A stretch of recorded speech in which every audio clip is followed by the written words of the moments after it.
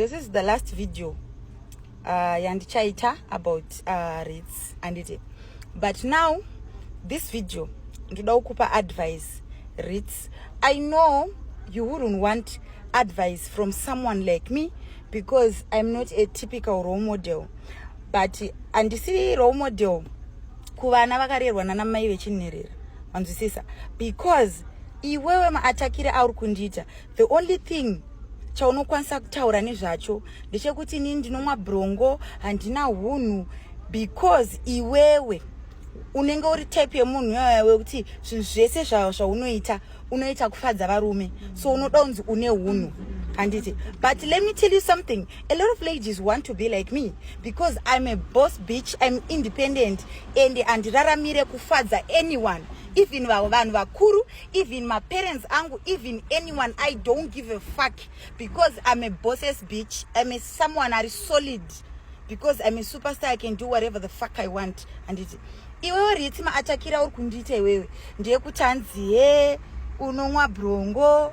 ye sister yako aisiya baba wemwana. Bitch, iwewe unoziya baba wemwana but you still embarrass yourself. And another thing, sister yangu inoziya baba wemwana asi tiri kutoramba kuti vari kuzviita baba wemwana avasirivo baba vemwana, but iwewe utori munhu wekuti deonga une munhu akaita saspraga ikwanisa kuklema kana nhumbi yako iwewe kuti ndeyako ndeyake handiti waigona kutofara. Saka you are not the same with my sister. Usazvikombeye nesister yangu uri nhova REITs. Another thing, kunetsana kwamuri kuita neni pasocial media chamusinganziye ndechekuti isusu tinokia to a point yekuti touya futi pasocial media kuzotsvaga mari.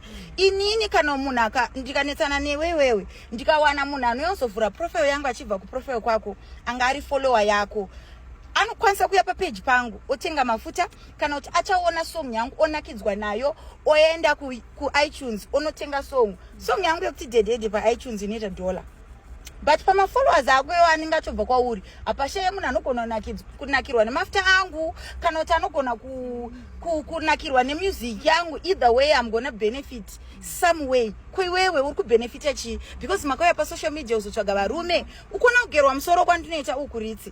Ndinogerwa musoro because my life doesn't revolve around being beautiful.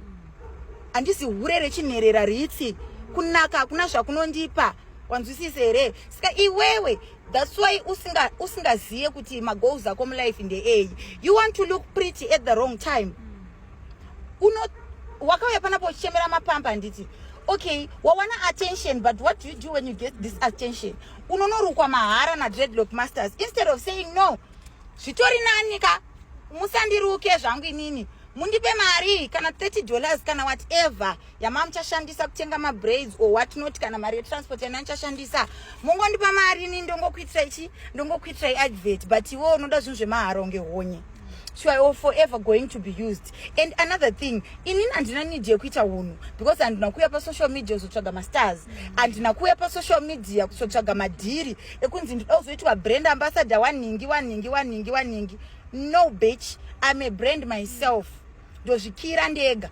Iwewe since uri munhu asingagone kukiya usatedzere inini zvekuya uchiita tuhondo twe pasocial media, because iwewe pasocial media panapa hauna chaunotengesa, hauna dhiri raunoita, dhiri rako nderekunyengwa wanzwisisa, but waneta nechihure REITs une zamu rinosvika muchiuno ukunzwe here watofeila futi muchihure. Saka your only way pamwe yatosara ndeyekuti pamwe uchadedzwawo nemabrands aya kunzi uite brand ambassador, but havatokwanise kana kudaro because uri munhu wewe wekuti wakukoshesa maviews kudarika whatever, but iwewe since uri munhu asingakiye pamwe waikwanisa kutowanawo munhu anoda kuita brand ambassador or what not waiziya, but you are a confused cockroach. Hautoziye kuti what's your goal in life. Inini ndoziya, I know who the fuck I am, I know what I want, and ndine ma goals. And inini usakombeye ma relationship ako neangu because iwewe breakthrough yako iri pamurume. Inini I'm built different baby. Wanzwa, I'm a solid as woman. Pamwe breakthrough ya murume itori pandiri. Kunzwere nhova iwe, ukunzwere. Vanhu vandotodanana navo mulife mangu inini ndinenge ndatova add value. Ndinotovabatsira somewhere somehow. Handisi mukadzi wekuti in a relationship I come with pussy. Iwewe benefit yako mu relationship it's pussy and a child. But then in this economy hakuna munhu anoda kumitisa munhu zvekutsvikwa. Wanzwisisa? The only thing that you can bring in a man's life is a baby and a washed up pussy. Because you already it's body count yako. Pamakore, of course, but bitch, I'm just 26 years old. But then, iwewe nakana fumnozo doti chembere nene, because munaka, akanzi, ane water, ano kia, ano rama life yakanaka, your defense yenyu nepti mimi muri same age neni, mnova madau changa onyepo chindiri chembere.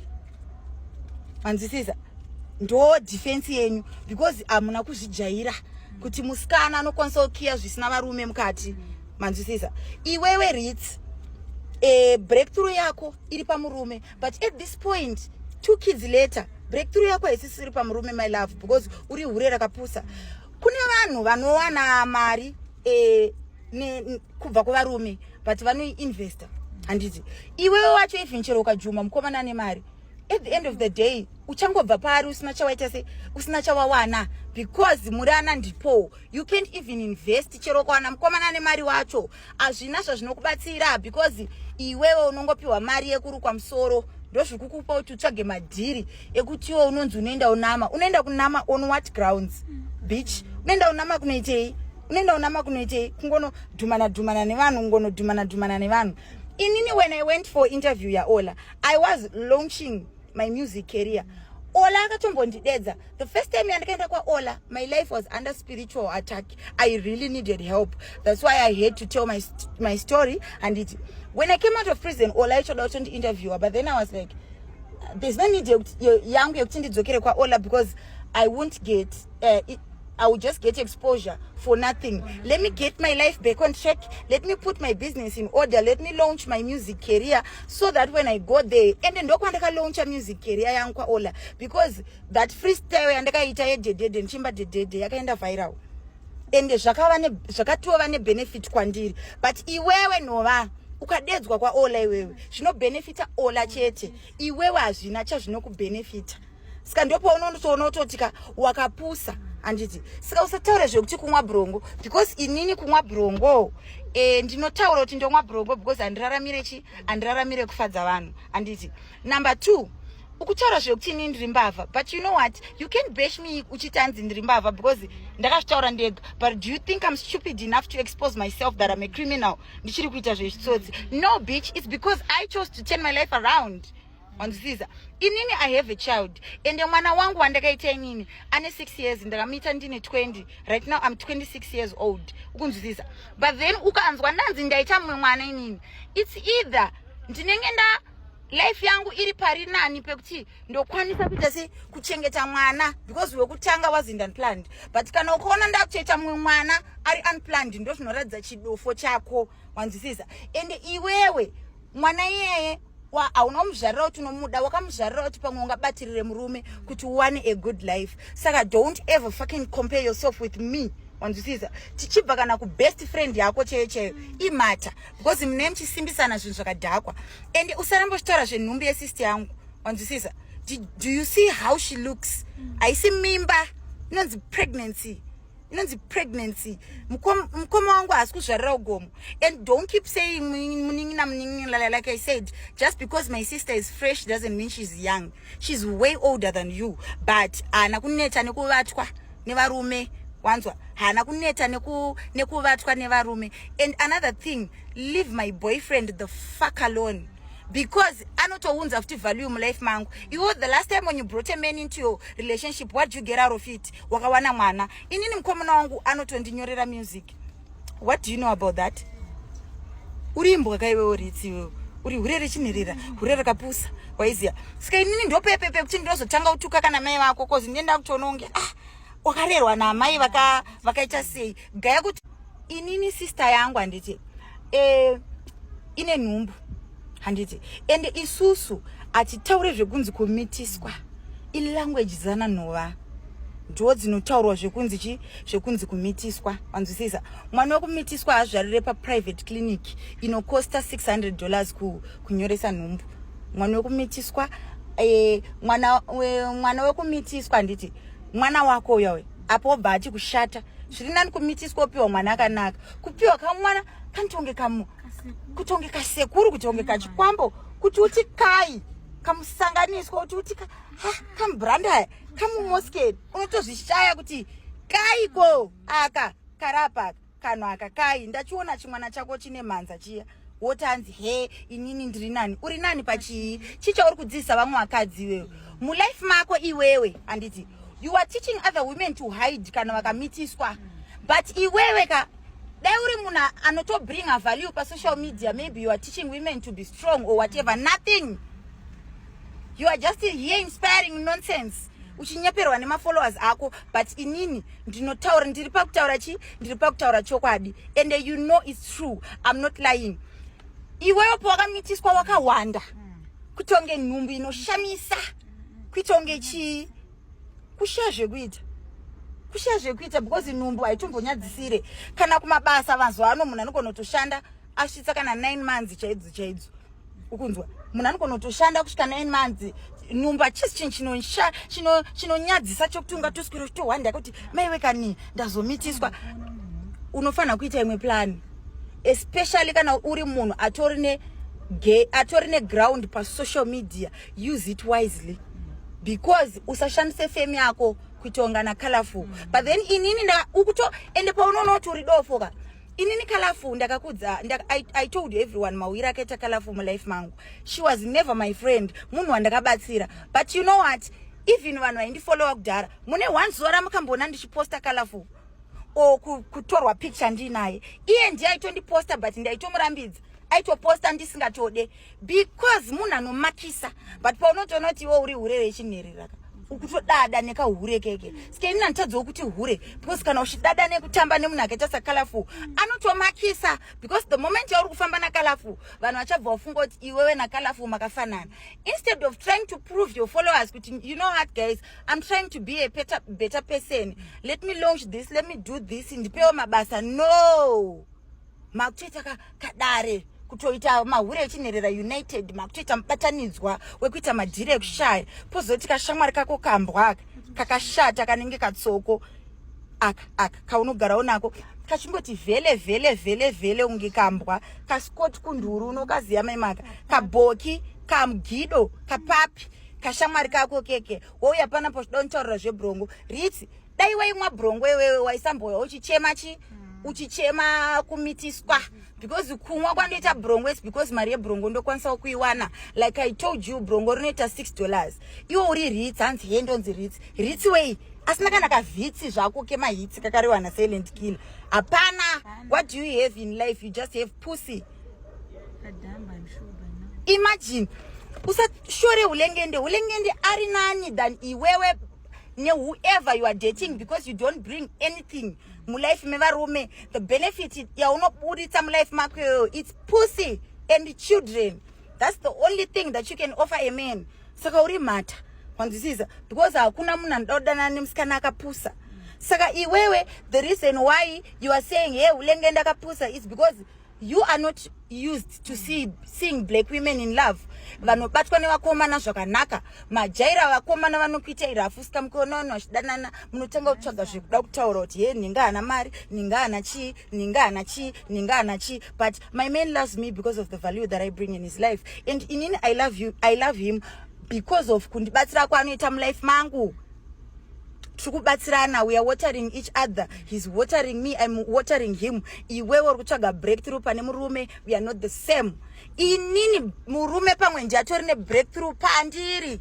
wanzwa ndikapinda murelationship nemunhu that person anotori nezvaanondibatsira ini ndomubatsirawo it's not a one way but imi muri mahure echinherere kuti munongofunga kuti kudanana imari munongofunga kuti zvinhu zvese zvinongoitirwa varume life yako yese unoita zvekufadza varume uri kutaura zveunhu uri kutaura zvekuita sei makuda kushamisika nekuti bhrongo unge musingazvizive senge kamhata kanonzi kalafu ako kanofanira kutonyarara because paprofile yangu mukatenda paprofile yangu first post iri pindi papo ndiyakalafu achichema achitoti zveni yenda wakaita basi wakatondidzidzisa kusiya chihure wakatoita sei isusu tiri kuuya pasocial media panapa uri mhate yoko kuda kuzozvifananidza namaititi pawakaenda kuinterview pepe maititi she's a socialite but akashandisa fame yake now you can see even kana kusimba kwavaita kuti vari kuimprove life yavo she launched a beauty brand wanzwa. Why are you not getting inspired? You can never be half the woman that my titi is. Even a quarter. Right? But then it's because you don't give a fuck about going deeper with life. Decorated. But panyadze kumitiswa mwana mai inini andingambonzi ndamitiswa kechitu ndo yapana pandotanga ukunyaudzai uri munhu mukuru Ritz wanzwa ende kalafunga asataura zvekutanzi kudzingwa pamba. Amai vangu, she doesn't participate in Broke Beach sports. My mother doesn't even stay in Zimbabwe. And for your own information, that's not my mother's house. It's my house that my mother bought for me. Because amai vangu avazi urere chinerira. Sika ye kalafu warakutaura kuti kozi zvinhu zvekuti ndaigara nakalafuka hazvina kana 3 months kaugara kwangu nakalafuka. Saka ari kurewa kuti ndanda paaigara neni aigara neni pai ini ndakadzingwa kumba. Like bitch, make that make sense. Anditi sika inini ndo advice yandiri kupa Ritz. Ritz zvekuda kuzviita muna nehunhu or whatever zvamefida kunyepedzera izvi hazvina chazvinokupa. Zvekuda kuraramira kufadza varume kunzi uri nani. They are just gonna fuck you vachikuti uri nani baby, uri chino wosiwa. Usararamire kufadza varume. This is not the day and age. Pamwe generation yana mai vana mai vedu pamwe. This is 2025. Wanzwisisa. Ende senge kana utorine ground pa social media, you have to capitalize out of it. Kwete kungoda fame without money. Inini, I don't want fame without money. Whatever that I'm doing on social media, somehow it's benefiting me. And it. And you are a very good songwriter. You are a very good rapper. I know you kubakudara. You are a very good rapper. But then it's like kunaka kwako kwakaita kwakakufurira wabva waregedza kana zvekuimba wabva waita sei wabva watanga kuconcentrate nezvekunyengwa. But now arisisiri dhiri mwana wamai makaita kapodcast kenyu kemutonono kamakaita uko maita kapodcast kekaye ndobva matanga kutaura but zviri kukubatsirei chi hapana chazviri kukubatsira kuenda kumanama. Like the things that you prioritize zviri fucked up because one uri munhu akamitiswa instead of using your time kuti utsvage mari. No, uri kunetsana maloti. But chausuri kuziva ndechekuti mukunetsana namaloti kwauri kuita maloti ndiye ari kugaina something. Inini I don't have kufeka hunhu pa social media because I don't live to please anyone. I don't even live to please my fucking parents because ndozviraramira. Inini sister yangu tozviitira life yedu. And I will say this with my chest. I live a far much better life than you. You can't even compete with my fucking son, bitch. Uri nova. Even kana phone yako ma videos chewa unotora. You can't even kana mwana wangu inini ari grade 2. Na phone ya ashandise phone yakadaro. Wakutora zvekutanzi iwewe saka mwana wako anodzidzei kana uchitaura kuti mhata kweiwewe. What type of legacy are you living for your kids? Inini, I'm building a brand. I'm going to leave a business for my children. What are you going to leave for your children? My followers. Vana vanodya my followers. Aiwa ndiudzeka kuti iwewe kana uchitaura kuti hanzi uri kudzidzisa vana kuti mhata. Zviri nani kakudzidzisa vana kuti mhata vasajairirwe nchivadzidzisa ukiya pane kudzidzisa vana kuita hunhu kuti vafadze varume. Ini handidi kuita hunhu wekuda kufadza varume kuti ndinzi ndakangwara. And you know what? Vakadzi vane hunhu ndo vanoshandiswa stereki nevarume because murima pick me ndosika muchishandiswa manzwisisa. Varume vanodonha wakapusa mozvinonge muri vanhu vari nani. Hamusi vanhu vari nani sha. Utori exactly. You live to please men yet you can't even keep a fucking man. Saka make it make sense kamwangu. Inini kana ndika that's why you see kuti ndotamba nevakomana. But imimi problem yangu ndeyekuti mukasvika pavarume munoda kuzviita mababy stereki. Ndosika muchizotituka kuti maloti hana kunaka udaudi bitch. That's why ndichitogera musoro because antomboda kuti ndakanaka. Because the next thing if someone compliments me kuti wakanaka, the next thing kunyengwa. Saka iwewe uda kuita mbiri yekunaka pa social media kuti unyengwe. Harisi dhiri kakuti hanzi he wakanaka he wakazoita sei. Idhiri rekupi kunaka idhiri ere zvinokupeso wapera uringochinyoporwa left right and center. Am I lying?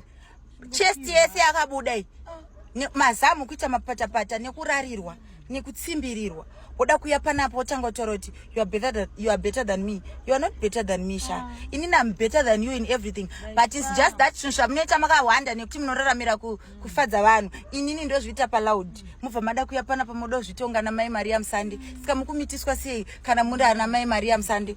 Mukumitiswa sei kana muri ana Mai Maria Musande? Saka Ritsi, advice yandiri kupa. I don't know how you're gonna take it, wanzwisisa, but let me tell you something. Zvekuzviita mwana akanaka zvinozvo zvinobatsira mulife zvinokupa kushandiswa. Wanzwisisa. Iwewe Ritsi, you are a very good songwriter. Ende paunotoona utoti uri dofu. Makauya pasocial media kudhara. Inini ndichiri kurarama thug life. Ndisana tomborota kunzi kune chinhu chinonzi social media. But then when I decided kuti da kuregedza zvekuba, that's when I started seeing kuti social media ritori diri. So what can I do to make money out of this? Handiti. Then I ndofunga kuti rega ndidai. Ritsi, inini Sha, ndakambobika Cobra. Wanzwa, ndikambobika madonants, ndakambovhura spa, ndikabirwa zvinhu. Takaita malosi anotyisa ekuti ndikakudza inini unogona kutosungirira. But tikuita sei tikukiya. What more about kumitiswa? Sikewo chicha uri kudzidzisa vanhu. Iwewe uchida uzvitonga uri role model kemitonono. Chicha uri kudzidzisa vanhu kuti mukamitiswa munonoridza mbere kuti maiwe kani baba vemwana baba vechi. Ndimi type yevanhu muri mahura akapusa. Takaita malosi masvinu chaiwo uri kunzwere. Ndakabirwa equipment yespa yangu yanga iri worth more than 20,000. But we get up and move on. Iwe ungoswera chema zvenhumbu nekashamwari kako keke. First step unofana kutoburitsa kuzviraramira uri wega, because kana une shamwari inokusimbisa kuti inini shamwari yangu yoyoti ndazomitiswa nanhingi ari kuramba mwana toti ngatiridze mhere ticheme, instead kuti mutokiye mutotsvage mari imi makutoswera muchito mawana social media attention yacho makunobatanana naKalafo kana ndiwewo. Aiwa usadaro mwangu waiziya wakapusa singaite udondiseka about prison. Unopenga iwe. Ukona kuti chi inini ka ndinotoona matira kuti pamwe iwewo pamwe mebvuka toendawo kana kujerika unogona kuti ubuda une brains iri nani, because inini pandakaenda kujeri kana iwo maititi vaunoti role model yavo pavakadzoka kubva kujeri ndio pavakatolauncha brand ravo reskincare vanhu vachitofunga kuti vavafikisa vamama. Kujeri kunonzi correctional services. That's a time yekuti you need to be alone. Iwewe manje aufa wakawana time yoyo because you are always surrounded by nonsense. Wanzwisisa. You are surrounded by amai vako vechindirira. Vanototi ukamitiswa enda unotsvaga baba wemwana enda kumusha unogara kumusha. Wapedza udaro uneka shamwari kaScott Kunduru kari useless. Wotonobatana naKalafo sika tadza kuti mahure echinherera United. What type of movement are you trying to form? Kaklan kekushaya kaklan kemtonono. Mahure akapera. Inini sister yangu when she got pregnant, she was like, inina, of course this pregnancy was not planned, but what can we do? We went to the drawing board. We are launching another product. We are launching my rolling papers because saka we are going to make money out of that. And it's iwewe wakazikanwa nenyaya yekumitiswa wabva wawana mafollowers wakutonobatana nemamwe mahuri echinherera, instead of giving yourself time, because my experiences at Nature Life, they are supposed to shape us into vanhu vari better, but iwewe zvikutokuwedzera kutoita dofu. Saka uri mhacha Ritsi. Allow me to say uri hure rechinherera riri paPromax. Waiziya wakutonobatana naKalafo. Kalafo aigara nemurume akatiza mwana ane 3 years asatambona mwana wake, ane 5 years asatambona mwana wake. Mukunzwa, mwana wake ane 5 years, anogara na stepmother, anogara nemukomana wesha. So you see the people vari kutry kutounganidza mulife mako kuti mahure echinherera, because Kalafo anorarama life yekufadza varume. Iwewo futi unorarama type yelife iyoyo. Wakaenda maawards kunoitei chekuti utsvage mari, toenda maawards kunotsvagani ukutowana time yekuenda kuna Dreadlock Masters. Inini the reason why ndakagerwa musoro wangu, it's not because ana mari yekurukwa. I have so many people wanotondi offer zvaunotoitwa izvozvo kuti maloti huya tikuruke musoro, huya tikuita, but arisi deal at this moment because takanonoka singaite. I have so many goals. I'm very ambitious, and there's the time to put our life together. Satanyanyokura tiri innocent. but iwo kutowaste nguva ine kutowaste nguva ine uchiita zvinhu zvekushaya kugerwa kwandoita musoro. It's because of time kuti I feel like hey okay, this is not the time for me to be concentrating on that. Nditori munhu wekuti ndokwanisa kutozviruka kana musoro wangu, but I have so many plans. I have so many fucking plans. That's why uchinoti handina kana shamwari kana yandinoti best friend kutoita zvekabhesti iko kamhata keke kutokwira bhazi kubva kubulawayo kuyozoita kabhesti muchisimbisana mumadhiri ekushaya. Ndo zvinotoratidza kuti uri mhata. Vanhu vese vari kuswera vachikupa zvimadhirezi zvekupfeka muawards. Ita ndipewo mari, tsvaga madhiri anokupa mari kwete ungopiwa tu hembe uchirukwa musoro tumahairstyle twemutonono mukore uno uswera uda kuita zvekuda kuti urukwa musoro zvekuda zvekuda kutodi uri imbwa iyo. Tori imbwa yemunhu Ritsi. Don't ever compare yourself with me. I'm far much better than you. Wanzwisisa? Wamitiswa wazvora chimwana chakashata waanana colorful like bitch. Make it make sense. And also usandituke nezvekuti brongo because zvinhu zvamakaudzwa neni. But inini ndokwanisa kutaura nezvekuba nekuti takaipfuura. Iwowe uchinyanya kubatikana nezvekumitiswa because ndio plan yako. Hauna rimwe dhiri besides dhiri iroro. Saka kubatikana nechi. So inini what I'm just trying to say is Ritz, shandisa social media kuwana something. Not kungofadza vanhu. Wafadza vanhu kudaro vachiva vachitenga mafuta kwa maloti because nditori nevamwe vanhu vauya papage pangu vabva kwako iwewe. Mafollowers ekuti kwako vanongosiya malikes kwangu vanosiya mari. Saka we are not the same. Handiti because iwo munhu akaenda kupage kwako haana kana chinhu chaanokwanisa unoona ikoko. Utori busy kutozviona unge blogger unge chii wadotovhura kapodcast kemutonono utoshata direction yacho iri papi utoona kuti hapana kana direction apa utori munhu anotogona kuimba gaya but iwewe time wakapinda music industry you started getting more attention ukatoona unge dhiri nawo vanhu vari kungokukwira vachingokusiya. Usataura zvekutanzi Windsor akandisiya. Inini Windsor relationship yedu yakapera. Don't say Windsor akandisiya. Wanzwa. Ende iye Windsor yeye I brought value into his life. Ende chokwadi icho chanotochiziya pakuti pandakatanga kudanana naye vanhu vaisaziya music yake. Wanzwa. Inini handina breakthrough pamurume. Pamwe murume ndiatori ne breakthrough pandiri. Even shamwari, even whoever kwabvunza vanhu vanondiziya vanokudza. Inini ndinobatsira chero vanhu vakuru. Wanzwa.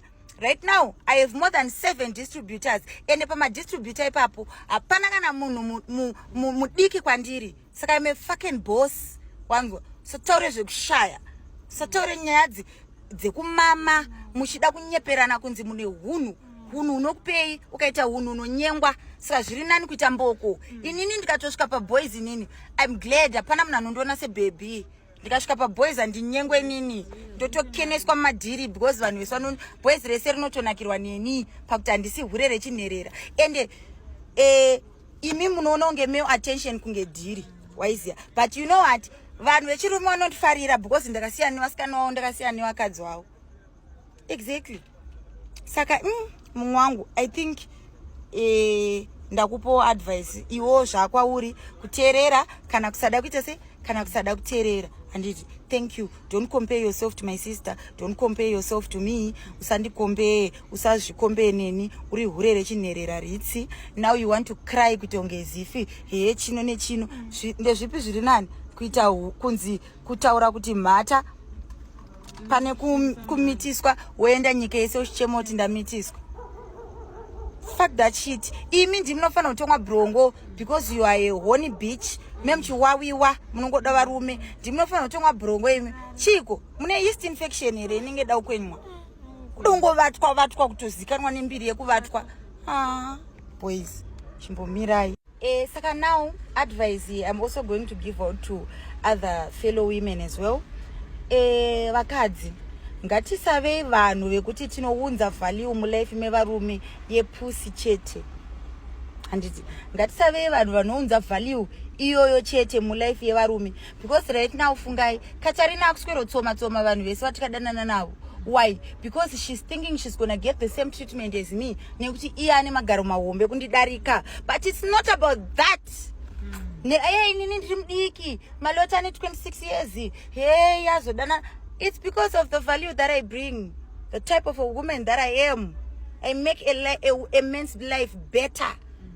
wanzwa. I'm a good person, ndine moyo wakanaka. I'm not a jealous person, handisi mucompetition nevanhu. I'm not a hater. I move with pure intentions. Ndinokiya, ndinotsvaga mari, ende takanakawo chaizvo, ende magaro tinawo chaizvo, ende takatsuka tisingause. The list I can go on till tomorrow. Ska vakutsoma vakomana tikadana navo vachifunga kuti they are gonna get the same treatment. You will never get the same treatment because you are not me. Mulife mako uri wana una value. Waste more watu pane mumwe munhu. Uri loss. Yes. Uri loss.